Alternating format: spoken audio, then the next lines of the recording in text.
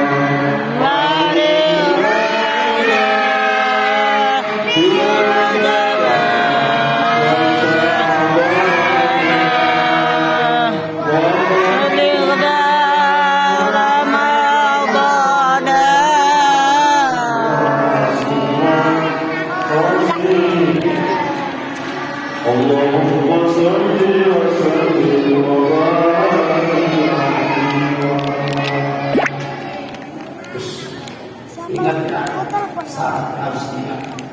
Nanti ada pertanyaan yang mudah. Baik Bapak Ibu yang berhati Allah, pada saat ini merupakan satu anugerah, satu nikmat dari Allah Subhanahu wa Ta'ala. Allah menakdirkan saya di sini. Padahal jujur, kurang lebih 10 tahun saya bersahabat dengan Ustaz kita ini. Tapi baru kali ini Allah menakdirkan saya di sini. Kenapa? Karena memang itulah yang namanya takdir, tidak bisa diinginkan oleh kita. Padahal saya sering juga main di sini, sering juga saya numpang sholat di sini. Tapi punya banyak bapak yang tidak kenal saya. Kalau memang kalau tidak ngisi ceramah saja, kayak anak jalan aku dan jalan saya. Kenapa orang yang bilang Islam itu kalau lagi ceramah, kalau lagi ceramah sama mereka? Kenapa? Karena saya tidak mau ada orang Islam. Karena orang itu tidak segan sama. Jadi biasa-biasa.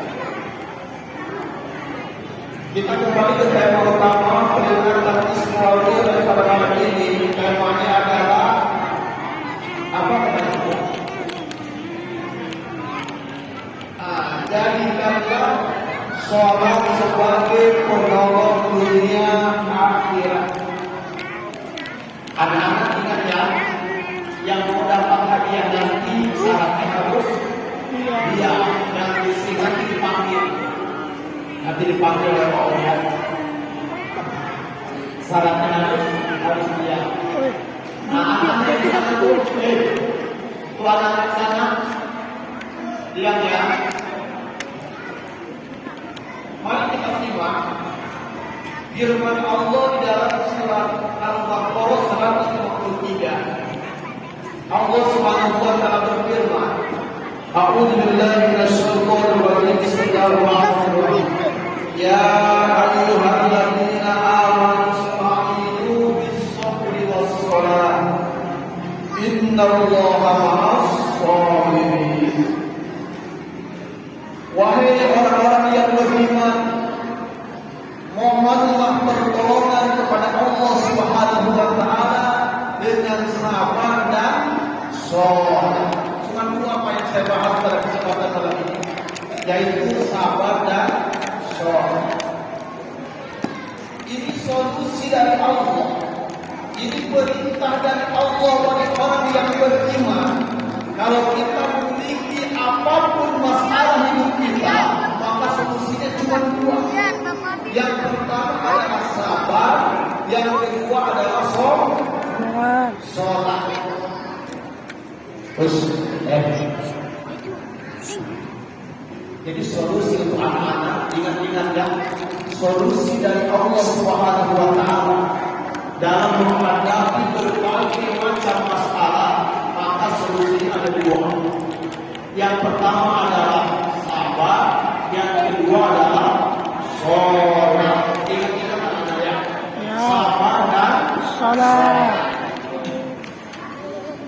Kenapa harus sabar, Pak? Kita hidupnya harus sabar. Kenapa? Karena tidak ada satupun makhluk yang hidup di muka bumi yang diciptakan oleh Allah Subhanahu wa taala di muka bumi tanpa ada ujian dan cobaan. Tidak ada satupun. Jujur, jawab dengan jujur. Pernah nggak dibentak oleh suami? Sekalian ambil minum ya. Nah, cuma 3 orang yang lain belum pernah. Bu, yang di belakang, ibu pernah nggak dibentak oleh suami, Bu?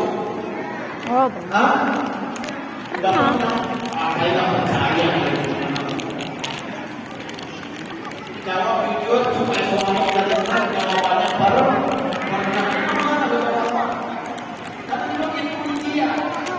Maka solusinya harus sabar. Sekarang Pak pernah nggak Pak Bapak dikomentir sama istri Pak? Nggak usah. Kalau suami bilang begini, suami takut istri. Oh Bapak di sana pernah nggak dikomentir sama istri Pak? Wah, Pernah kan? Pernah. Maka harus sabar. Solusinya sabar. Kenapa harus sabar? Kalau kita tidak sabar, maka itu justru malah gampang masalah. Contoh, suami, ibu misalnya, bapak diomongin oleh suami oleh istri, maka kita harus sabar. Karena memang ciri-ciri wanita yang normal, yang sayang sama istrinya itu ngomel. Kalau istri tidak pernah ngomel sama bapak, maka istri masuk bodoh. Masuk bodoh istri kita tinggal dengan ngomel. Kalau bapak misalkan habis kerja, ngomongin sama istri, kita harus sabar. Kalau tidak sabar, justru malah tambah masalah. Kenapa tambah masalah? Kadang-kadang ketika suami ngomongin sama istrinya, tidak bisa menahan emosi, maka kita tidak bisa sabar, maka akan keluar kata-kata yang kotor atau kelakuan-kelakuan yang dilanggar oleh agama. Apa itu? Hujan.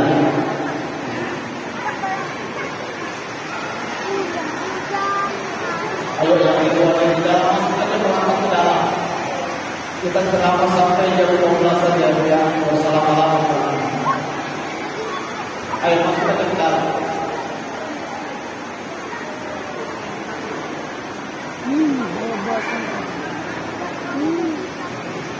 Karena apa? Karena sabar itu adalah kunci keberhasilan.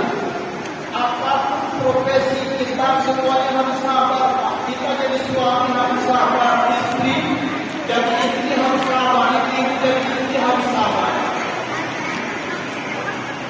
Contoh di sini ada ketua pembangunan ada. Mana ketua pembangunan?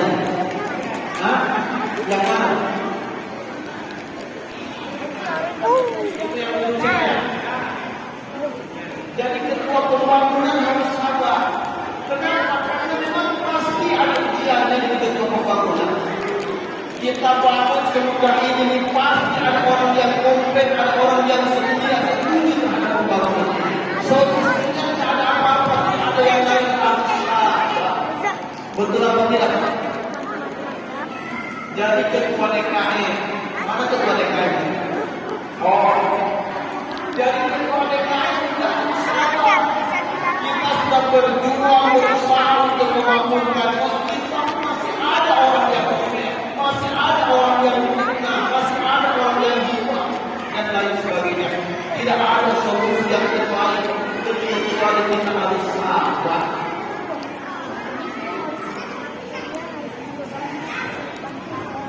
Semua orang sukses yang ada saat ini, mereka melalui perjalanan sabar. Tidak ada orang yang sukses paling ada kesabaran. Apalagi dari perjalanan mesinnya harus ekstra sabar. Ada perjalanan mesinnya yang mana? Pak, perjalanan mesinnya yang mana? Ada nggak? Ayo, cuci merah. Bapak yang cuci merah, aduh. Perjalanan mesin harus ekstra sabar. Jadi Bapak sebagai penjara ekstra sabar. Kenapa demikian? Karena pasti pembicaraan orang itu pasti ada, orang itu pasti ada. Jadi benar ini sedikit-sedikit dikaitkan dengan dua masjid. Sangat sensitif sekali. Beli TV baru dibilangnya pakai uang masjid. Beli motor baru dibilangnya pakai uang masjid. Punya mini baru. Bahkan itu ada cara yang terbaik sebagai orang yang beriman harus sabar. Kalau kita tidak sabar, apa masalah? Apakah jadi ustaz harus sabar? Sama juga Pak. Jadi ustaz pun harus sabar.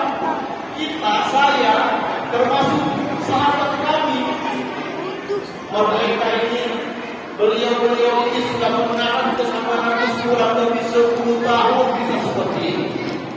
Tidak mudah kesabaran kita ini. Apakah selesai setelah kita jadi ustaz harus sabar? Tidak selesai sampai jadi ustaz, tidak. Ingat janji kalian, kalau pengen hadiah maka syaratnya harus siap. Ingat ya. Ini dompet ya. Isinya ada ribuan, ada seribuan, yang bisa menjawab, tapi syaratnya harus dia dapat hadiah puluhan ribu, 10.000, tapi ingat syaratnya harus siap, harus sabar, harus kita. Pak, jadi ustaz penceramah kita ini, begitu ya Pak. Saya kalau di sini baru kali ini, tapi kalau di tempat yang coba makan di atasnya pun, pokoknya gitu lah. Di masjid yang di atas itu saya sudah beberapa kali ke daerah sana, di daerah sana, cuma lupa doang aja sendiri. Jadi ustaznya harus sabar. Kadang-kadang ada juga kita main ceramah, kadang-kadang kehujanan, kadang-kadang kemarasan, tapi masih ada orang yang mungkin ada ustaz zaman sekarang yang ceramah sana sini itu bukan menilai kalimat Allah, bukan meninggikan agama Allah, tapi dia hanya mengejar amplop saja. Coba bayangin, bilangnya hanya mengejar amplop saja. Saya bilang, ada urusan siapapun, urusan apapun pangkat dan jabatannya, kalau hanya mengejar amplop saja, katakan dia ustaz gila. Ustaz gila, kenapa ustaz gila? Ngapain amplop mengejar-kejar di warung banyak? Beli satu gepok aja cuma berapa? Saya datang ke sini tidak, bukan mencari duit, tidak, karena saya tidak merasa kehilangan duit. Benar nggak Pak? Saya bukan mencari duit, tapi saya mencari saudara, saya mencari silaturahmi. Maka dengan silaturahmi inilah, maka nanti suatu saat pada hari kiamat Bapak tidak melihat saya di surga karena ketidaksesuaiannya apa yang saya sampaikan, maka Bapak bisa mencari saya, mohon kepada Allah Subhanahu wa Ta'ala untuk mencarikan saya dan bersabar kepada saya. Itu yang tapi masih ada juga yang bilang katanya Ustaz yang cari-cari, mengejar-ngejar apa, Ustaz tidak apa isinya katanya.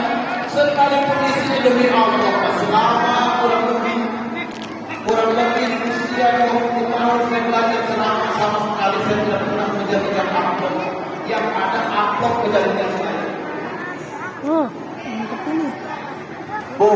Yang ada amplop kejar-ngejar saya, kejar-ngejar amplop.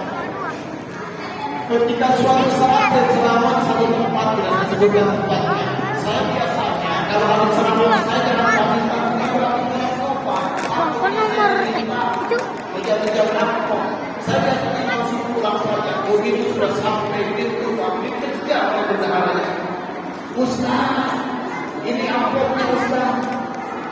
Berarti bukan saya kejar-kejar amplop, tapi amplop kejar-kejar saya. Bukan Ustaz kejar-kejar amplop, tapi amplop kejar-kejar Ustaz. Kalau itu Bapak tidak percaya, kalau dalam habis ceramah ini. Biasanya di tempat lain, kalau saya habis ceramah Nabi biasanya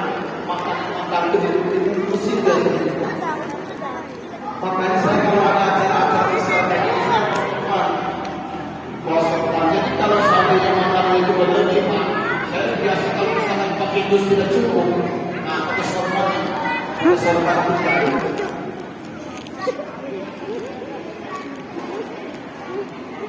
Oh, itu solusinya harus sabar. Kalau ibu misalkan dimarahin sama suami, tiba-tiba ibu menambah dan sama masalah. Apa masalahnya? Bisa saja orang emosi hilang akalnya, hilang akal sehat, bisa saja nampak dan lain sebagainya. Maka solusi terbaik dari Allah bagi orang yang beriman, jadikanlah sabar sebagai penolong dunia dan akhirat. Sekarang yang kedua. Yang kedua adalah sholat. Solusinya dua. Ini ayatnya yang ada dua. Ada yang surat Al-Baqarah 45. Kemudian yang kedua ada yang surat Al-Baqarah 153. Yang surat Al-Baqarah 154. Bunyinya a'udzubillahi minasyaitonir rajim. Wasta'inu bis-sabri was-salat wa innaha lakabiratun illa 'alal khashi'in. Jadi solusi terbaik dari Allah. Ingatlah, awas. Janji dia, janjinya kalau pengen hadiah bisa menjawab pertanyaan dengan syaratnya harus dia dipanggil satu-satu. Dipanggil satu-satu dia bisa menjawab. Tapi jangan misi. Jangan misi. Yang kedua, solusi dari Allah Subhanahu wa taala yang kedua adalah sholat, sabar dan sholat. Cuma dua solusi yang terbaik bagi orang yang beriman untuk menghadapi berbagai macam masalah, baik masalah dunia dan akhirat, yaitu sabar dan sholat. Sholat ini adalah media komunikasi kita dengan Allah Subhanahu wa taala. Kalau bapak punya masalah seberat apapun masalah, ibu punya masalah seberat apapun masalah, maka lakukanlah sholat. Katakan kepada masalah bahwa kita punya Allah Subhanahu wa taala. Jangan katakan kepada Allah bahwa kita punya masalah. Maka solusi yang terbaik bagi orang yang beriman kepada Allah Subhanahu wa taala untuk menghadapi berbagai macam masalah, seberat apapun masalah yang kita lakukan, maka komunikasi dengan Allah Subhanahu wa taala melalui sholat. Maaf, sholat ini merupakan satu